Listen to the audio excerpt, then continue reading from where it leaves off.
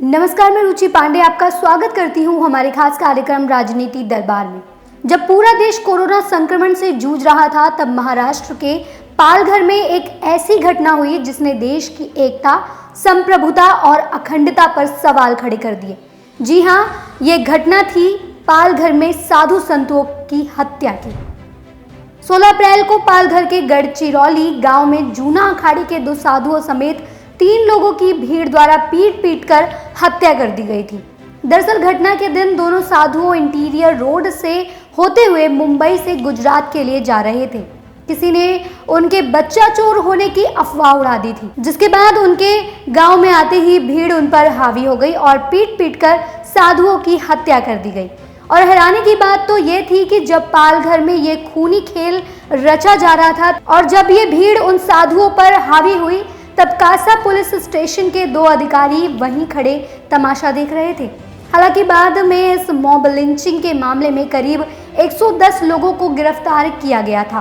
पालघर हत्याकांड के बाद लगातार साधु समाज में महाराष्ट्र सरकार के खिलाफ गुस्सा बरपा रहा। पालघर में साधुओं की हत्या के बाद संत समाज लगातार इंसाफ की मांग कर रहा था।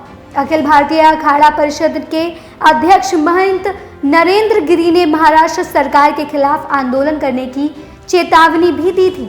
बीजेपी सांसद साक्षी महाराज और महाराष्ट्र के पूर्व मुख्यमंत्री देवेंद्र फडणवीस ने इस घटना की निंदा भी की थी। क्रिकेटर इरफान पठान ने भी इस घटना को दर्दनाक और बर्बर बताया था। आरएसएस प्रमुख मोहन भागवत ने पालघर की घटना पर साधु संत समाज को शांत करते हुए ये कहा था कि अभी लॉकडाउन के भीतर कुछ लोग देश की स्थिति का फायदा उठाने का प्रयास कर रहे हैं। मोहन भागवत ने कहा कि समय को देखते हुए सभी को अपनी भावनाओं पर संयम बरतना होगा। पर देश में होती मॉब लिंचिंग की घटना सभी के मन में ये प्रश्न उठाती है, आखिर क्यों हमारे देश में इस तरह की भीड़ केवल शक के बिना पर किसी को बेरहमी से जान से मार देती है? क्या हमारे देश में कानून व्यवस्था इतनी कमजोर है कि भीड़ कानून के रखवालों के सामने किसी भी मासूम को पीट कर मार देती है और कानून के रखवाले केवल खड़े होकर तमाशा ही देखते रहते हैं? पालघर की इस घटना और देश में हुई अन्य मॉब लिंचिंग की घटना से राजनीतिक दलों पर भी बड़ा सवाल खड़ा होता है कि क्या राजनीतिक पार्टियां जानबूझकर इस तरह की भीड़ इकट्ठा करती हैं अपने राजनीतिक हित को साधने के लिए? अब महाराष्ट्र में बीजेपी विधायक राम कदम ने एक जनाक्रोश रैली के माध्यम से उस स्थान पर दिए जलाने का प्रयास किया, जिसके बाद मुंबई पुलिस ने उन्हें फौरन हिरासत में ले लिया। पुलिस ने सफाई देते हुए कहा कि राम कदम बिना अनुमति के रैली निकालने का प्रयास कर रहे थे।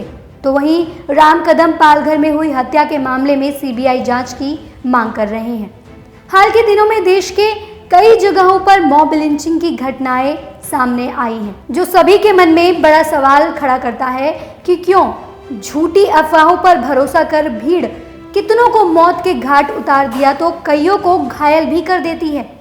आखिर ऐसी कौन सी वजह है कि अचानक इतने लोग किसी एक मकसद से इकट्ठा होकर किसी व्यक्ति की जान लेने पर आमादा हो जाते हैं?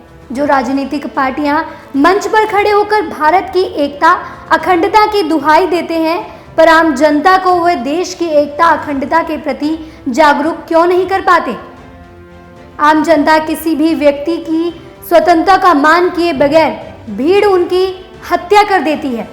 भारत का आज का समाज जो जनता से भीड़ में बदल रहा है, क्या ये सामाजिक सौहार्द के लिए ठीक है? इस रिपोर्ट को यही विराम देते हुए आपसे विदा लेती हूँ। फिर जुड़ूंगी आपके साथ राजनीति से जुड़ी बड़ी अन्य खबरों को लेकर। तब तक के लिए आप देखते रहिए मीडिया दरबार। धन्यवाद।